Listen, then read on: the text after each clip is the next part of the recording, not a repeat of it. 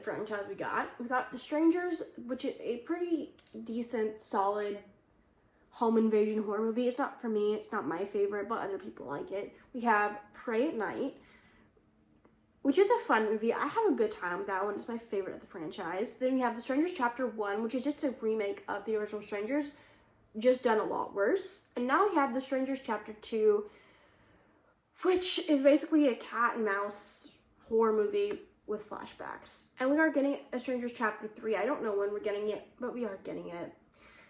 So I'm not really as a big fan of this franchise. I think even with me liking and my favorite being Prey at Night, I think this should just been a one and done horror movie. But the way they're trying to stretch it to a franchise, and the way they're trying to make this franchise, when the first of it off, obvious part of it is, it's the strangers. You don't know the motive. They just did it because you were home. We don't need to uncover their backstory. That's kind of taken away from these strangers and the aspect of what people like about that movie. So, overlooking that huge thing, let's talk about plot. Maya wakes up in a hospital directly after the events of the first film, only to discover she's being hunted by the three strangers again. Now, going right into the pros, and the first pro I can honestly only give it is Madeline's performance as Maya. I like her a lot more in this. I wasn't a big fan of her character in the first one, mainly because of the character choices, but I like her. I think she does a really good job in her role, and although there are certain things that will get into the negatives, I think she does a good job with what she's given, pulls it off. I like her character. She did a really good job.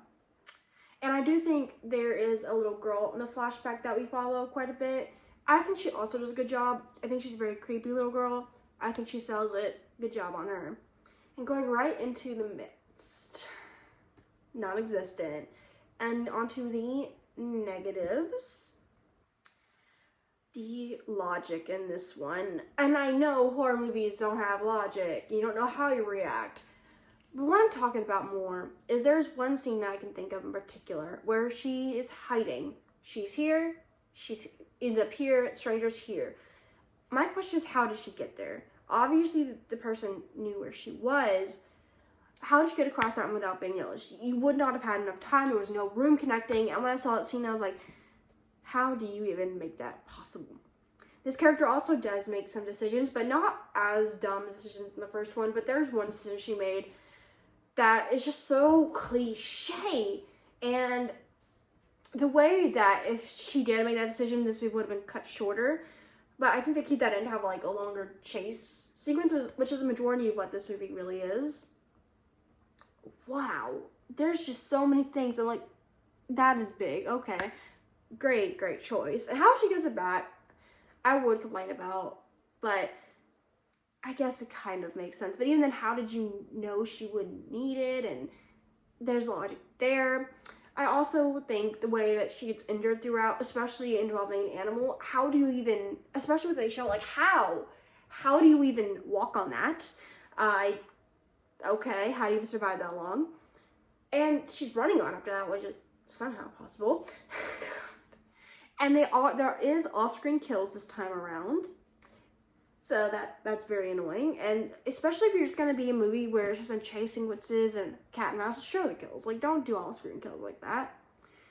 And again, going back to one of my biggest complaints of this movie is strangest what makes it so good is the fact that you don't know their reasoning. And from the very beginning, it shows you when the strangers. It's not a spoiler. It's in the very beginning, and it's very, very obvious. So I called it from the first one because I'm like, okay, this is definitely her. And I was definitely right this time around. But the way they showcase that throughout the movie, they make it so obvious.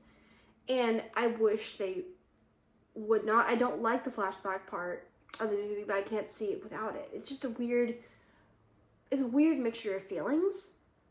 But I don't like how they put it in so much. I think it just took away from that. And the way they tried to explain everything is like, this is about strangers. You don't need to explain. That's the point of why the first one's so good. A lot of people like it that way. I just don't like it. Especially with the ending. I don't understand why they expected such a hard punch. Because to me, in my perspective here, I felt like it was supposed to be some kind of big reveal. And I could be wrong, but it felt like it was supposed to be some kind of reveal, but because they give it away so early on, it's just like, okay. And they do play with paranoia here, and they definitely do that to a very high extent throughout the movie. They just do it so much where it's like, really? Okay. And I do have a theory. A couple of theories. I was right about the first bit in my first video and first thoughts on chapter 1. I was right a little bit. But wow. Just so much. And this movie also does a really annoying thing. It wasn't as annoying in the first one, is every single time Maya hides or something happens, there's always a sad to know where she is. Every single time.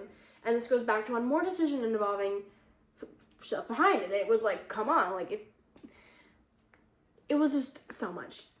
But I will say this time around, I do think the relationship between them was better. Maybe that's because he wasn't in the movie being annoying, but that is a little better.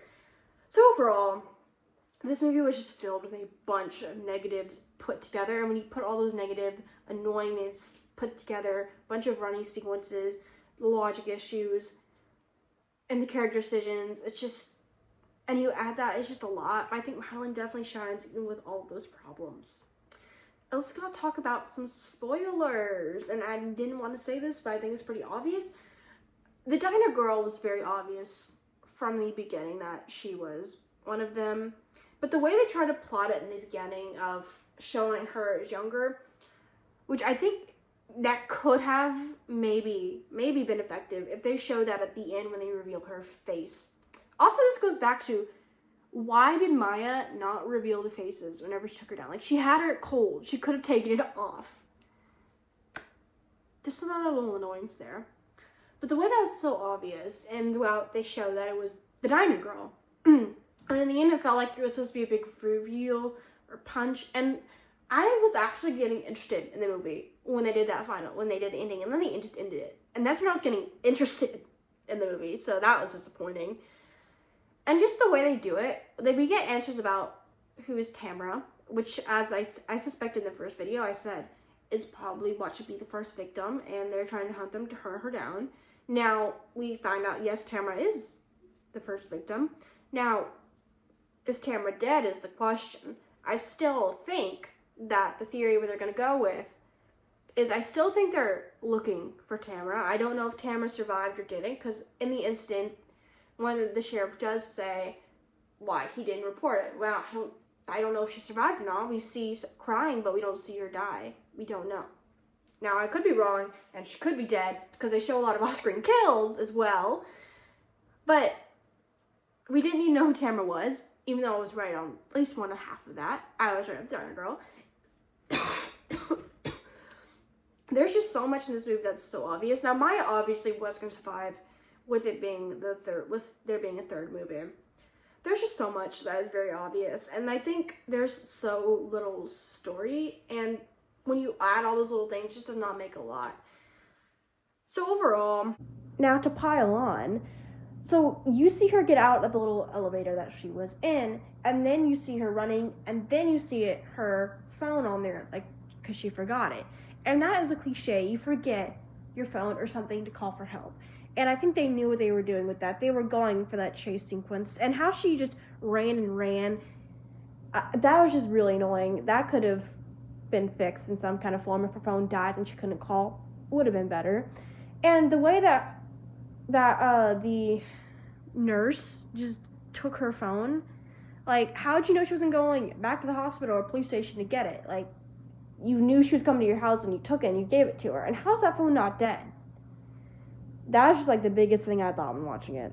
The Strangers Chapter 2 is really not a good movie. I will say it is a little bit more watchable than the Chapter 1, but I can honestly think that the annoyances I had with this movie is more watchable than the annoyances I had with the first movie. And I think part of that just had to be because it was a remake, basically a remake of the one that was done badly, but Strangers Chapter 2 is not good. I don't think you're going to get a lot of positive reviews out of this one. So comment down below if you are going to see The Strangers Chapter 2.